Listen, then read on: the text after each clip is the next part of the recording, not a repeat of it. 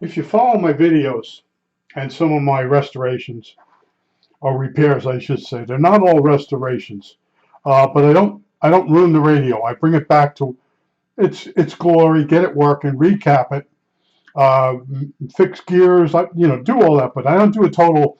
Some people take the thing totally apart. Let me shut my solder thing off.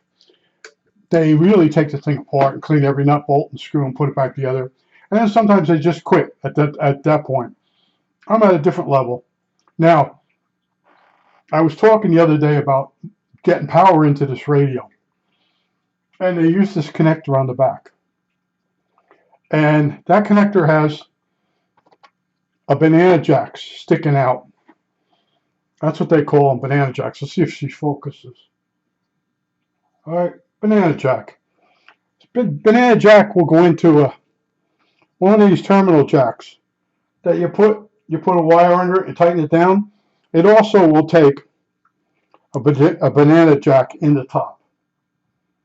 That doesn't help us. Now, some cases they use a banana socket. Look at it. It's a long piece of metal with a in other words, at the top it's got an area where it's thicker than the thread, so you can put it in a hole and it won't fall through. All right. It's got when you look into it, it looks like you're looking into a funnel. You put the banana jack in. Voila. Okay. So now the plug that come with this radio, I don't want to cut it. I don't want to cut the ends off it. I could make an adapter, but the thing is it's like the hose you use to put gas in your car. That's how heavy it is, how annoying it is. So I wanted a way to put the power into the back of the radio with the radio closed up. And I thought about soldering wires to the banana jacks. So, okay. So in other words, right now, here's the jumper that goes from the headphone jack, to the output and back in. It goes to the transformer, the output transformer. If you don't have this jumper in and you have the cable on, it goes off into the control unit. But if I want to remove this, here we go. Now you say, well, how'd you make that? Okay, here we go. You ready? It's got shrink tubing on it. It's got a wire. It's a jumper. My camera's working backwards for me. All right. This is tubing. You used to be able to buy this at a hobby shop. This is 3/16 tubing. And I don't know if it might have burrs on it, but in other words, it should fit right on here. Oh, boy. All right. See that? Now, there are other sizes below and above it that you might have. The lower side, you might have to slit it so it has expansion at the tip. If it's too big, you might have to slit it and roll it in, okay? These things you got to know how to do. You got to improvise. But I really wanted to make a way. Now, this is one of the terminals. It's just a piece of the 3/16 tubing soldered on the end of a wire. And shrink tubing will go over this and heat shrink down. And then in other words, I could then, all right, and because it has a shrink tubing on it, it won't short out. Then you come off this wire and you could bundle it with some tie wraps. You could put some shrink tubing on every so many inches, heat shrink it down, nice bundle, and then go to some type of like octal plug. You take a tube apart, take the socket off of it, and that will match up with an octal socket. And you can mount my power supply that I'm going to be working on. It's going to have an octal socket, and at the octal socket you can get two different filament voltages, 6.3 and 12, and then two different high voltages. All done with the choice. In other words, by having the octal socket on the power supply, your matching cable will pick off. It'll be wired for the voltages you want instead of a bunch of jumpers on the power supply. Power supply would be real simple. But in other words, I'm sitting there and I'm like, I have enough of these things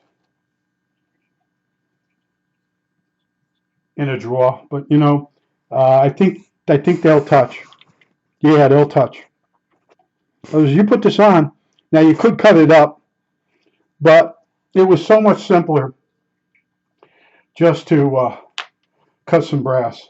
And I cut like 10 pieces, and they're like I said, 3/16 tubing, brass tubing. Made them 1/2 inch long, and then the shrink tubing that goes over is 1 inch when you shrink it down. So 1/2 an inch of shrink tubing on this part, and then it goes past it a little bit. All right? It's very simple, but it was bothering me. At some point I'm saying to myself, who cares? Who cares if you drill a hole in the back of the radio? But it bothers me when I buy a radio and the person took a bunch of pictures but made sure they didn't show that hole. You get the radio, it's got all kinds of stuff wrong with it. The guy's been in it, and on top of that, it's got holes drilled through the cases and stuff. The command radios are the worst because there are booklets out there that show you how to modify the command radio. And it's lipstick on a pig.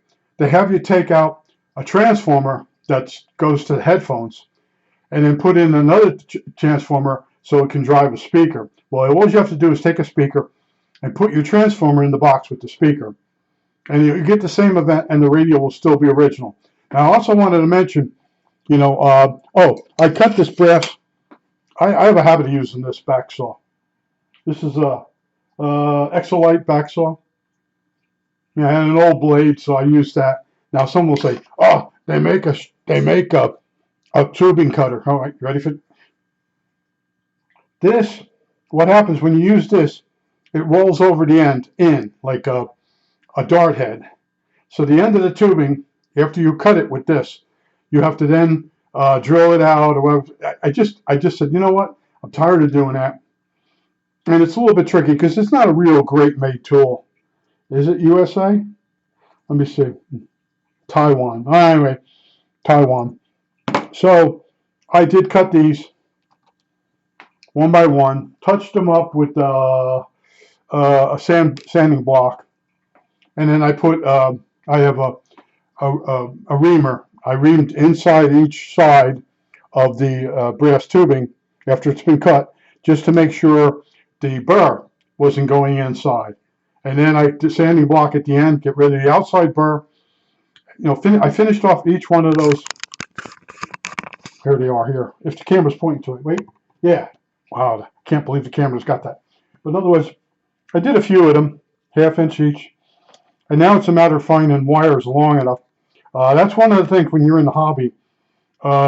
Every computer you think of throwing out, open it up and take the wires out and keep them if you're going to get into electronics.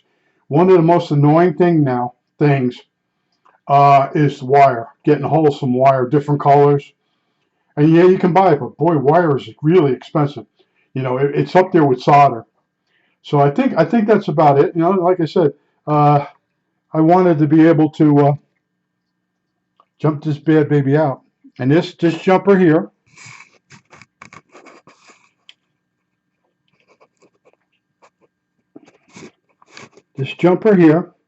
maybe let me make sure it's in the frame. That takes the front audio jack, loops around, and goes back into the output transformer. If you don't have this jumper on the radio, no sound will come out of those headphones. This is the trick. And I told you there's a trick on the BC348 between 2 and 4. If you don't have that on, the receiver's not in receive mode, and you'll get nothing. You'll pull your hair out. I think that's it. All right, that's it.